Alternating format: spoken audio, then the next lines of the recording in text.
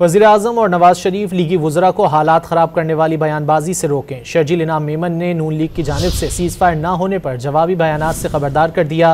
दावा किया कि पंजाब हुकूमत का शायद वफाकी हुकूमत से ज़ाती झगड़ा है। वज़ीर इत्तलात सिंध ने वार्निंग दी कि हुकूमत को खुदा हाफिज़ कहना आसान है, लेकिन चाहते हैं कि सिस्टम चलता रहे। वज़ीर-ए-आज़म और नवाज शरीफ लीगी वुज़रा को हालात ख़राब करने वाली बयानबाजी से रोकें। शर्जील इनाम मेमन ने नून लीग की जानिब से सीज़ फायर न होने पर जवाबी बयानात से खबरदार कर दिया। दावा किया कि पंजाब हुकूमत का शायद वफाकी हुकूमत से ज़ाती झगड़ा है। वज़ीर इत्तलात सिंध ने वार्निंग दी कि हुकूमत को खुदा हाफिज़ कहना आसान है, लेकिन चाहते हैं कि सिस्टम चलता रहे। वज़ीर-ए-आज़म और नवाज शरीफ लीगी वुज़रा को हालात ख़राब करने वाली बयानबाजी से रोकें। शर्जील इनाम मेमन ने नून लीग की जानिब से सीज़ फायर न होने पर जवाबी बयानात से खबरदार कर दिया।